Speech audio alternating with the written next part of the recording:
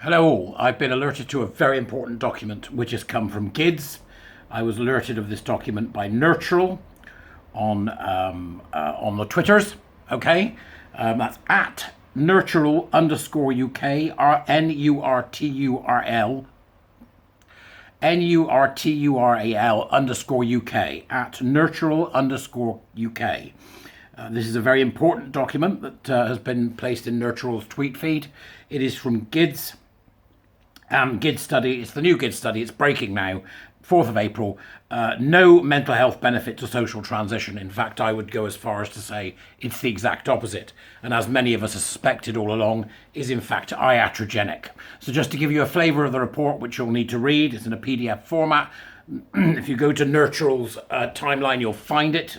Researchers reviewed hundreds of case files for data on social transition status and mental health.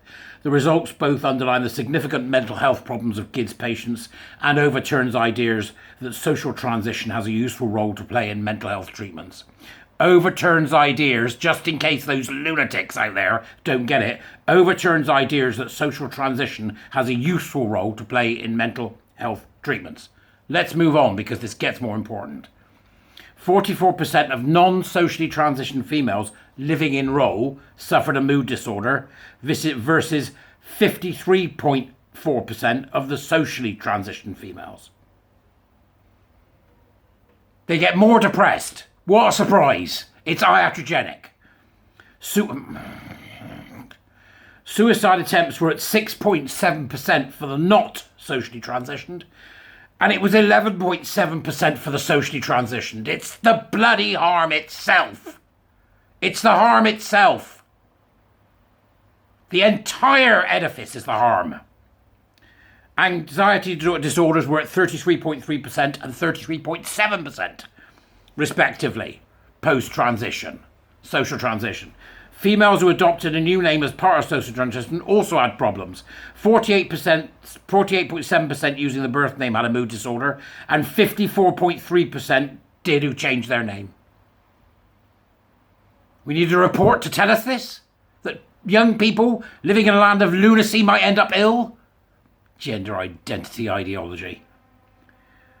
And in that group, who had adopted a new name, suicide attempts were 9% for people with a birth name and 13.1% for those with a new name.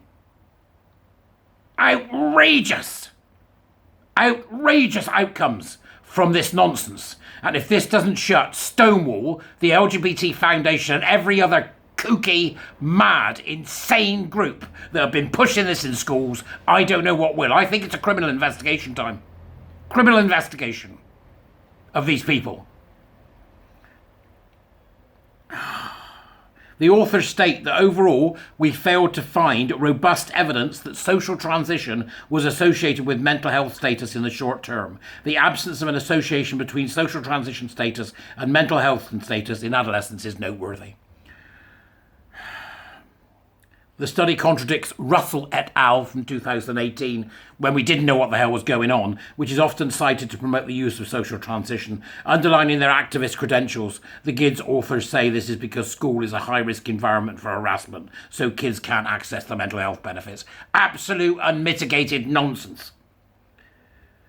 Although it's a cross-sectional study, the authors are desperate to attribute cause, speculating, without evidence, that benefits of social transition accrue slowly, perhaps over years. They're still lying!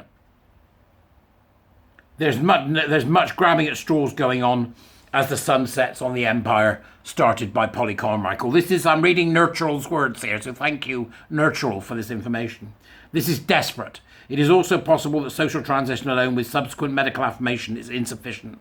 That's like the gambling addict who always believes their next bet is the one that produces a great win to cancel out all past losses. This is insane, folks. This is insane. They are still holding on to this in order to save themselves from the opprobrium, the investigations and subsequent, I hope, criminal charges that will be brought against these child-mutilating people. To the extent that social transition has an ameliorating effect on suicidality, we may expect to see a reduced likelihood of suicide attempts in the socially transitioned group, but there's no evidence it has an ameliorating effect. This is just insane. The author's prior ideas about the efficacy of their clinical practice fly in the face of evidence and expose just how little evidence informs it. The fact that clinicians expected to see a mental health benefit underlines that social transition is a psychological intervention and must cease in schools immediately. The government needs to act on this. Department of Education need to act on this at once. The paper also underlines that social transition is an uncontrolled experiment with a highly vulnerable population with no ethical oversight. The study is open access. Our taxes paid for that, so you can read and judge it for yourself. Really, folks, really, right? Here we are. They're still grasping for straws. The suicide rate is greater in social transition. The suicide rate is greater post-transition. What is it going to take until we recognise the undeniable falsity of the trans identity? What will it take to stop them transing the gay away? What will it take to stop them sterilising, mutilating and medicalising children and young people in the name of their gender god? What will it take? I'm spitting blood.